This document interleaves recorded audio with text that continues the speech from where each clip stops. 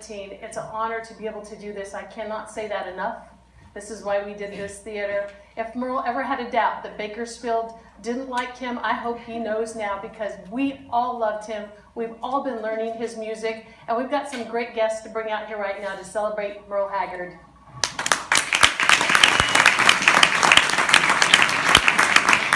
His sister Lillian is joining us in the balcony over there, and for Merle's services, they made sure that they did a service here in Bakersfield for Merle Haggard. They had one there at his hometown.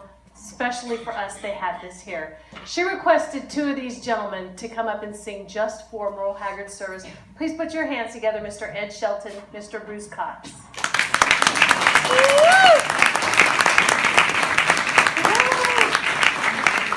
How handsome you all look. We look different during rehearsals. Okay, so tell us a little bit about your experience. I mean, you've been playing guitar in Bakersfield for how long now? This is Ed Shelton, by the way. I guess I should point which is Bruce Cox. I've been playing around in the Bakersfield area for about 30 years now. 30 years. Tell us the bands. I started out with a rock and roll band way back when the country at heart, so that stick. But I played with Jerry Arnold and Tommy Hayes, of course. He was here earlier, and oh my goodness, all these guys, most everybody around town, including Bruce. Television? No. You are now. Did you know that? He is making his television debut right here at the Bakersfield. Bruce, tell us about yourself just a little bit. Well, I'm not a professional musician by any means. I played drums when I was younger with some fellas, and then we played lots of country music. That's all we grew up on. I grew up in Lamont, and everything was country. So I quit in the early 90s, I guess, and I had 4 young kids and young wife, and I was raising a family. The last few years, I kind of got back into it, and I kind of took up the guitar. Ed and some of these guys, Tommy, have kind of coached me along, and I can make 3 chords now.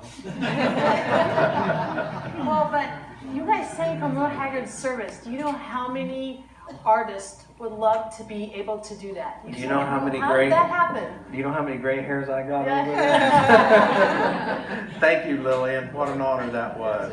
Ed and I were both very honored. Thank you. Well, tell us about it.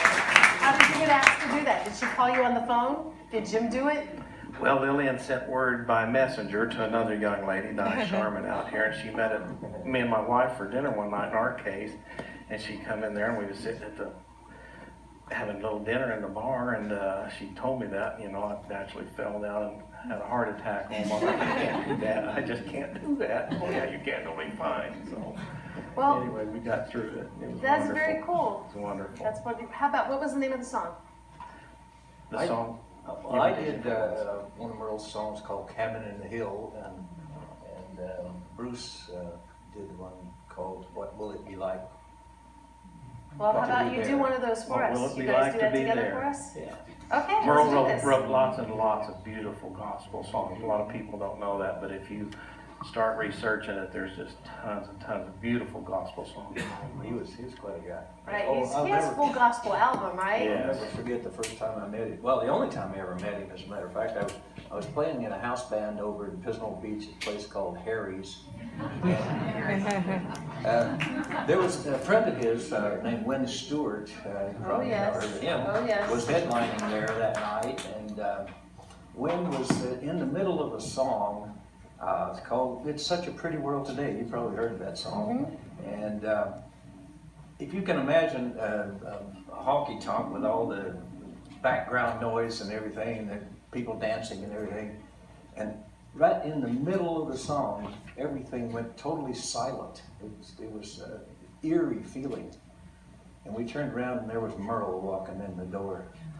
And from then on, it was quite a night. That's how I met Merle. That Merle had that effect. We were back in Los Angeles for the American Music Awards, and Garth Brooks was at the American Music Awards. Merle Haggard was not at the American Music Awards. He was playing at a honky tonk somewhere down the street, but we were all backstage. Bonnie Owens was with Merle, where they were playing, and in comes this presence. First, Merle and Bonnie were back there, and everybody was like going, oh, how can I touch, you know? And in comes Garth Brooks from the Music Awards, and Garth walked in. He walked right up to Merle Haggard and gave him a big old hug, and then the both of them walked into the deal, and it was a very, all everybody did was open their mouths as they walked past. It was like, you know, it was wonderful. So I totally understand that. What a surreal moment. Well, we mentioned the song. You guys want to do? Sure, we'd love to. Let's do this. Let's hear it.